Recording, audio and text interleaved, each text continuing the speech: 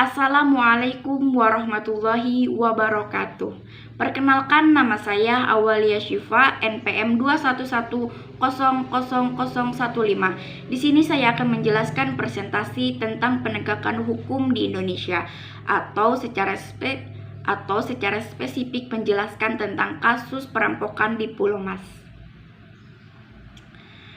Perampokan merupakan suatu tindak kriminal di mana sang pelaku perampokan mengambil kepemilikan seseorang melalui tindakan kasar dan intimidasi.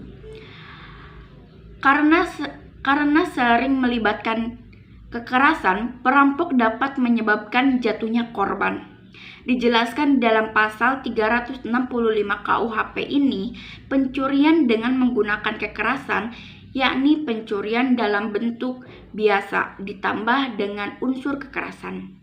Tindak pidana pembunuhan diatur dalam pasal 338 KUHP, yaitu barang siapa dengan sengaja merampas nyawa orang lain diancam karena pembunuhan dengan pidana penjara paling lama 15 tahun. Sedangkan tindak pidana pembunuhan berencana diatur dalam pasal 340 KUHP, yaitu barang siapa dengan sengaja dan dengan rencana terlebih dahulu merampas nyawa orang lain diancam karena pembunuhan dengan rencana dengan pidana mati atau pidana penjara seumur hidup atau selama waktu tertentu, paling lama 20 tahun. Kronologi. Perampokan sadis beraksi di Pulau Mas, Jakarta Timur. Mereka menyatromi rumah Dodi Triyono usia 59 tahun dan menyekap orang-orang hingga tewas kehabisan napas. Berikut adalah seputar aksi biadab ini. Dihimpun dari pemberitaan detik.com, Kamis 29 Desember 2016, ada 4 perampokan yang beraksi di rumah yang beralamat di Jalan Pulau Mas Utara nomor 7A, Pulau Gadung, Jakarta Timur. Mereka adalah Ramlan Butar-Butar, Erwin Sitomorang, Yus Pane, dan Sinaga.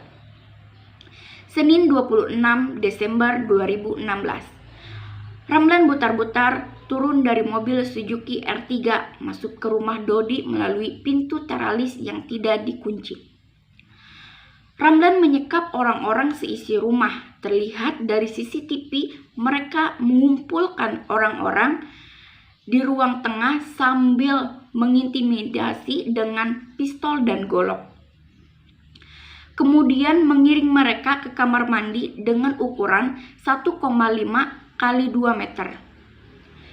Lalu datanglah Dodi beberapa saat kemudian.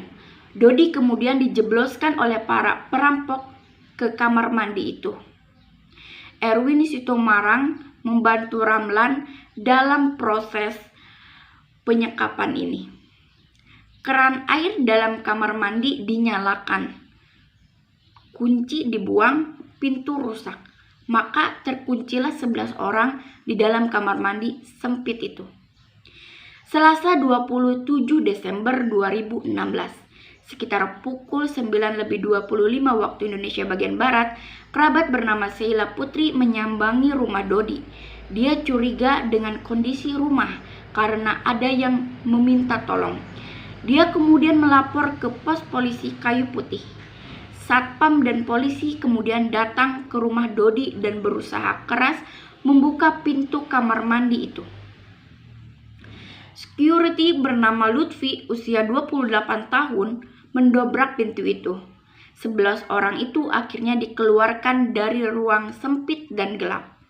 Namun sayang, 6 di antara mereka sudah tak bernyawa karena kehabisan oksigen.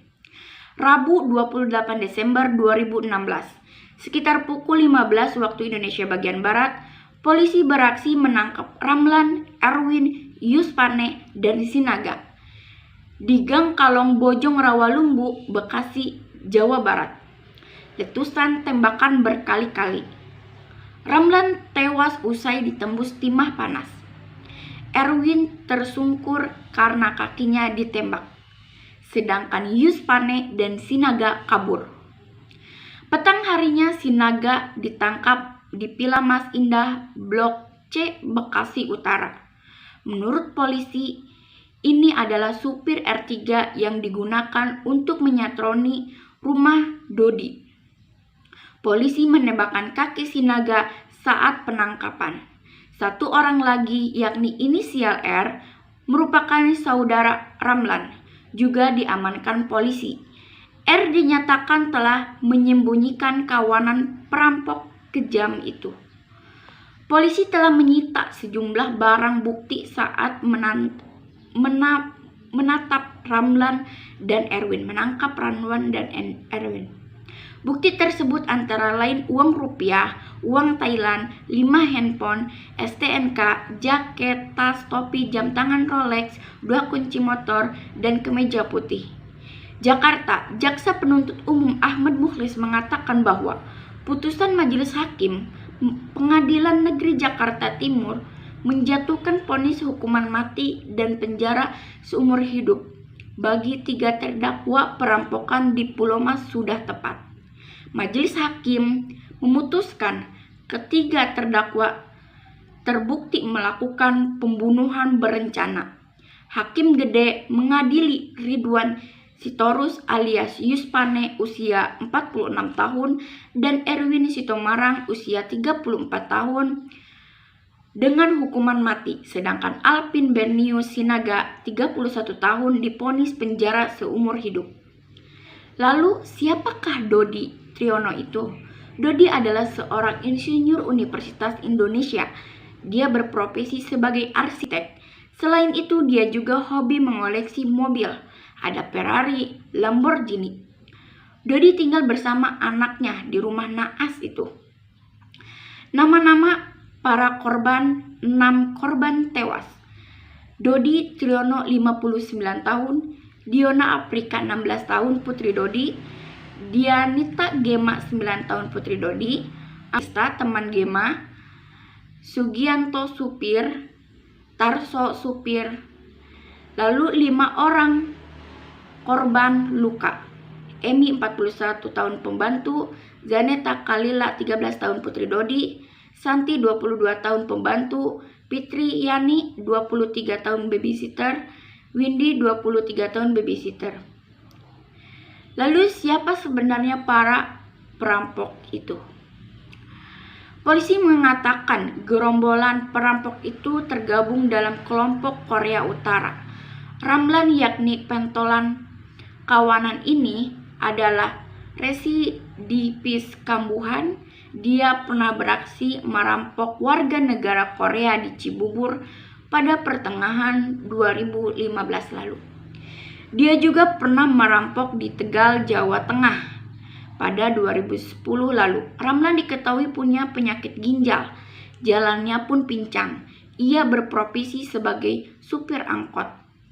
Berikut adalah peranan para pelaku.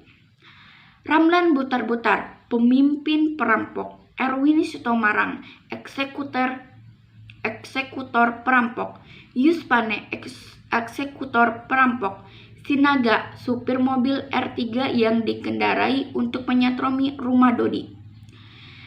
Klasifikasi hukum dilihat isinya. Hukum privat, hukum yang mengatur kepentingan umum, kepentingan antara negara dengan warganya.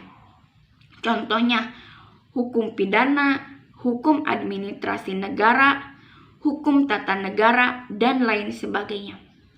Lalu hukum privat, hukum yang mengatur hubungan antara manusia dengan manusia lainnya, mengatur hak dan kewajiban baik di dalam keluarga maupun di dalam pergaulan masyarakat.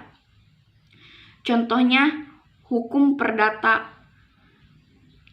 Pendapat saya mengenai kasus di atas itu termasuk ke dalam hukum pidana dan masuk ke dalam hukum publik. Karena sudah dijelaskan di atas bahwa hukum publik mengatur kepentingan umum yang mana kepentingan antara negara dengan warganya. Saya setuju dengan pendapat majelis hakim. Menurut saya, hukuman yang dijatuhkan oleh majelis hakim sudah tepat karena sudah setimpal dengan perbuatan para perampok itu. Sekian, terima kasih. Wassalamualaikum warahmatullahi wabarakatuh.